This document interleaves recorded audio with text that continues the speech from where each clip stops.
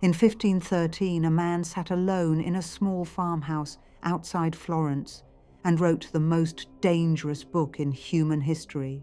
He wasn't a general, he wasn't a conqueror. He was a disgraced diplomat with nothing left to lose. And in a few months of writing, he documented something that the most powerful people in the world had been practicing in secret for centuries. It was not a philosophy. It was not a theory. It was a manual. The Catholic Church tried desperately to ban it. Kings tried to keep it hidden from their courts. Napoleon slept with a copy under his pillow. And today, 500 years later, most people still don't understand what it actually says.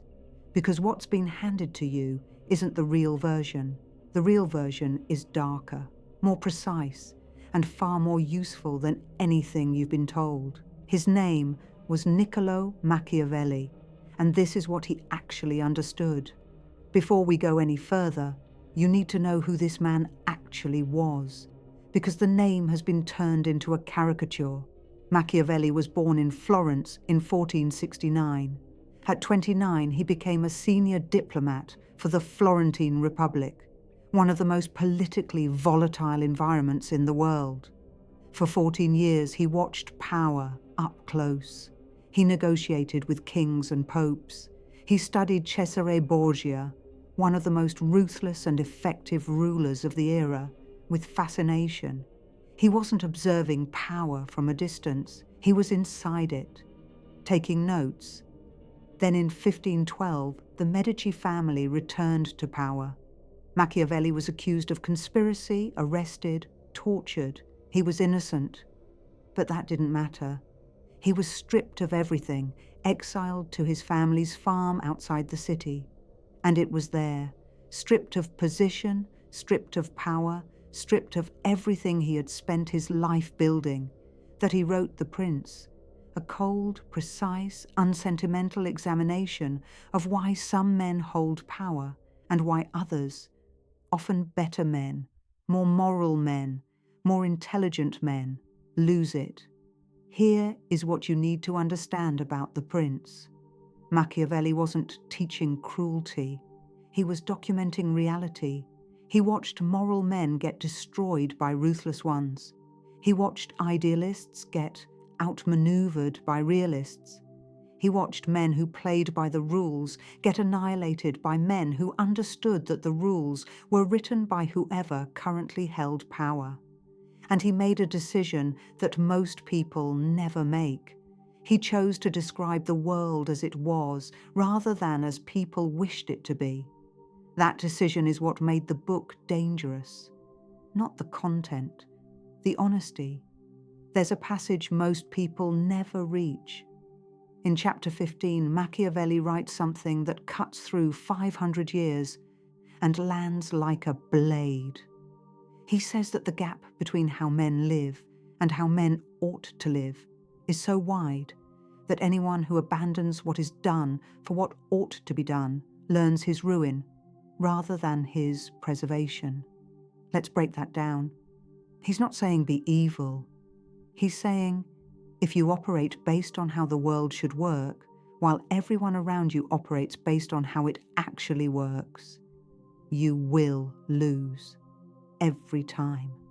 This isn't cynicism. It's the most practical observation about power ever written, and the people who understood it, not as a license for cruelty, but as a lens for seeing clearly. Those are the people history remembers. Julius Caesar understood this before Machiavelli wrote it. Caesar operated in a Rome full of men playing political games according to unspoken rules of senatorial tradition and aristocratic courtesy.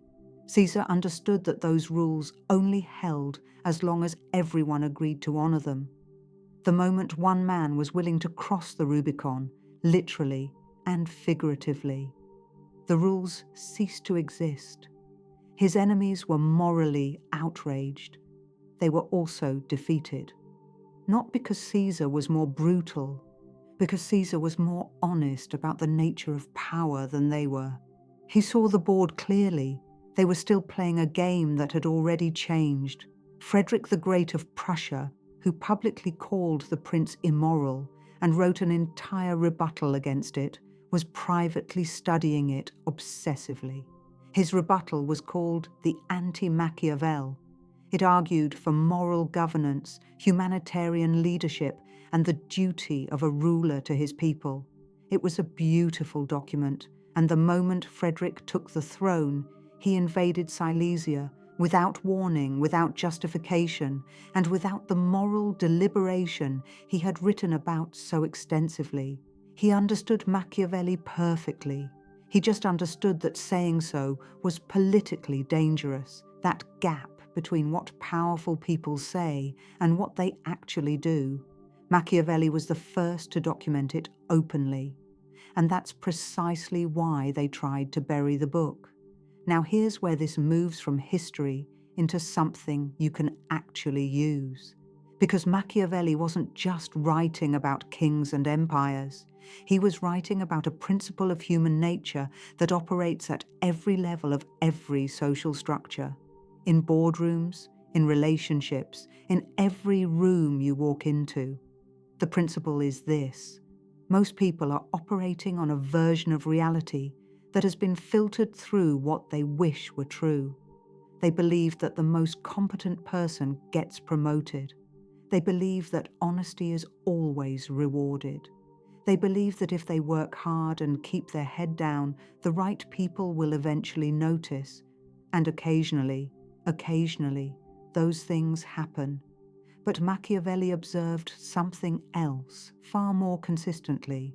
The person who gets promoted is rarely the most competent. They're the most visible, the most politically aware, the most skilled at managing perception.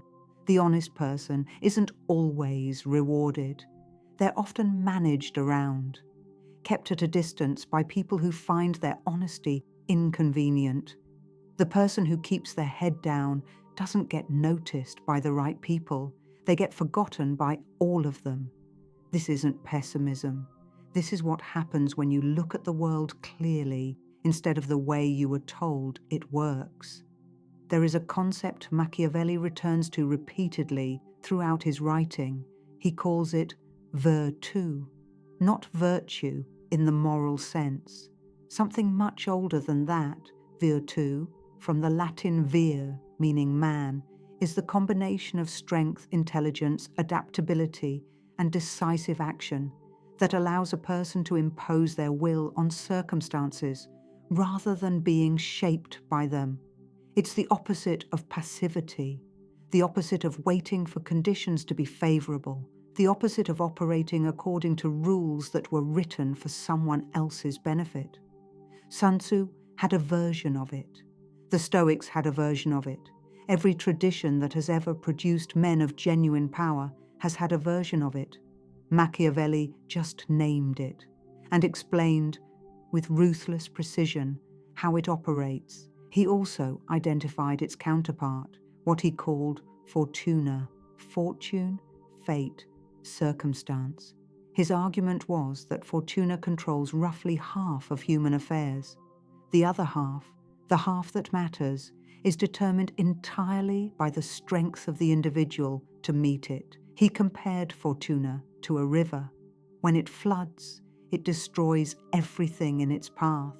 But a man who has built embankments, who has prepared, who has trained, who has developed virtu, can channel it, can use it, can turn what destroys others into what carries him forward. That image is 500 years old, and it describes exactly the difference between the men who shape history and the men who are shaped by it. Marcus Aurelius spent 12 years on the frontier of the Roman Empire, fighting wars he hadn't chosen, in conditions he hadn't designed, against enemies he hadn't anticipated. He had no control over fortuna. What he had was complete, absolute control over his own response to it, his preparation, his discipline, his clarity of thought under pressure. That's virtu, not aggression, not ruthlessness, internal mastery expressed outwardly through decisive action. Abraham Lincoln is another example worth sitting with. Lincoln operated in a political environment of almost incomprehensible complexity. He was surrounded by men who believed they were smarter than him, more qualified than him, more deserving of power than him. His Secretary of State, William Seward, assumed he would be running the administration within months. His generals ignored him. His cabinet undermined him. His own party doubted him.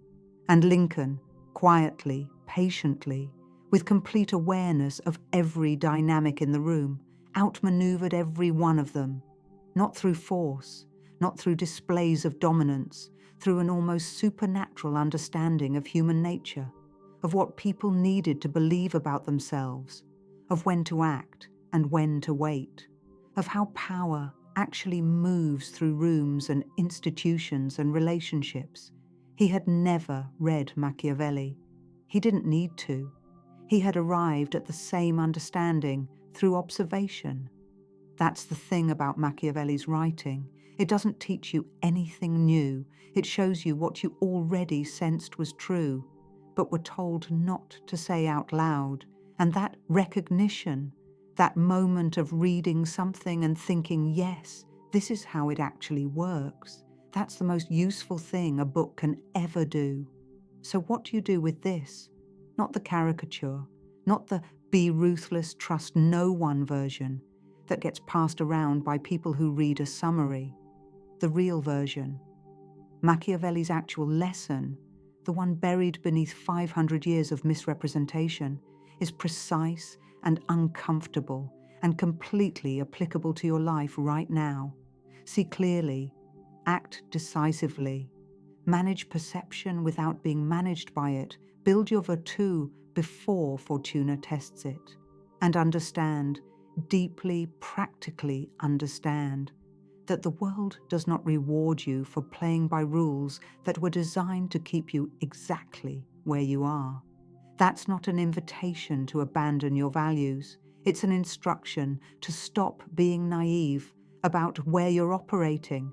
The most moral men Machiavelli knew got destroyed, not because morality was wrong, because they were moral in public, while their enemies were strategic in private. The synthesis, the thing Machiavelli never quite said directly, but everything he wrote points toward, is a man who sees the world without illusion and chooses, from that clarity, how to move through it, not reacting, not hoping, not waiting, moving. That's the man the book was always really about, not the prince, you. If this is the kind of knowledge you came for, you're in the right place. Subscribe to Inner Archive. New video every week. The archive stays open.